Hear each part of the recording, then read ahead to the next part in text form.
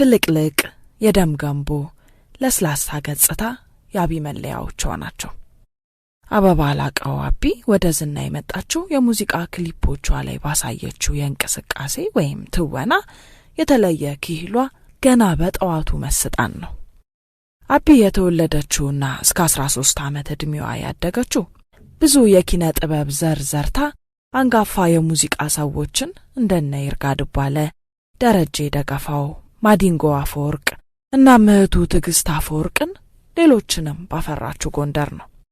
በኋላ በሰሜን አሜሪካ በሚኖሩ ቤተሰቦቿ አማካኝነት የዕድሜዋን አብዛኛዋን ክፍል እስካሁንም ድረስ በመኖር ላይ ትገኛለች።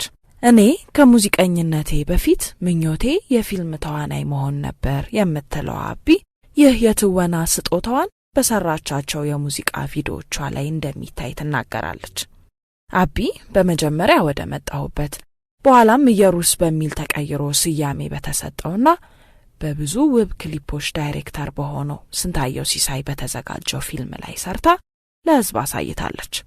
ከፖስተሩ ጀምሮ አቢ ያላት ግርማ ሞገስና የተዋናይነት ገጽታ በተመልካች ዘንድ በሌላ ፊልም እንድትታይ ያስመኘ ነው። በፊልሙ ታሪክ ሙዚቃ የምትወድ ጎንደር የተወለደችና አባቷም ሙዚቃ የሚወድ ገጸ ባህሪ ያላት ሲሆን ፊልሙ በከፊል አቢ የምታውቃቸውና ያደገችባቸው ቦታዎች ላይ መቀረጹን ጨምሮ ከላይ በተጠቀሰው የገጸ ባህሪዋ ከፊል ማህበራዊና ስነልቦናዊ ሁነቶች ሳቢያ ከራሷ የግል ሕይወት ጋር ተመሳስሎ አለው። አቢ የመጀመሪያ አልበሟን ስትለቅ በልዩና ባልተለመደ የድምጽ ቃናዋ ሳቢያ ከህፃን እስከ አዋቂ በጣም ከተወደዱና አድናቆትን ካገኙት በወቅቱ ከግንባር ቀደሞቹ ነበረች።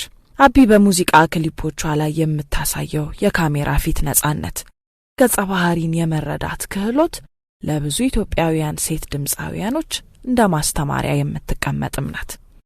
በጎንደር እስከ 6ኛ ክፍል የተማረች ሲሆን እስከ 12ኛ ክፍልም በተጓዘችበት ሀገር አሜሪካ ዳላስ ቀጥላ የኪነ ጥበብ ፍቅሯን ለመወጣት ምክንያት የሆናት ዘንድ የሜካፕ ስራን ተምራ ክሪሽንዲዮ በተባለ ካምፓኒ በሜካፕ አርቲስትነት ለ3 ዓመታት ሰርታለች። በዚህ ጊዜዋ ከተለያዩ የኪነ ጥበብ ሙያ ካላቸው ሰዎች ጋር በነበራት ግንኙነት ሳቢያ ነው የሙዚቃ ፍቅሯ እንደገና የተቀሰቀሰው። በወቅቱ ከቤተሰቦቿ ጋር በሙዚቃ ህይወት ስለመቀጠልና ባለመቀጠል ችግር ገብታ ነበር። ነገር ግን ቀጥላበት ባሳየችው ውጤት የቤተሰቦቿን እገዛ አግኝታ ለፍሬ እንደበቃች ትናገራለች።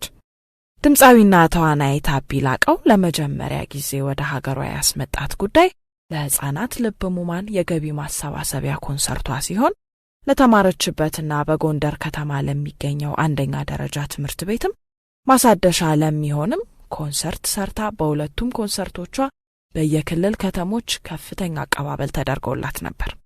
ከዚያም ወዲህ በሰራቻቸው ቪዲዮዎቿ እጅግ እያስደመመችን ትገኛለች። በቅርቡም የኔ ሀበሻ በተባለው የሙዚቃ ክሊፕ ሁላችንም ጆሮ ውስጥ ያለውና ሁላችንም አይናችን ላይ ተስሎ የሚቀር የተሻለ ትወናዋን አሳይታለች። አቢን የላቀ የትወና ተሰጧን የምታሳይበት የፊልም ስራ እንዲሁም የሙዚቃ ስራዎቿን የምናይበትን ቀን እየናፈቅን መልካም የስኬት ዘመን እንመኝላታለን።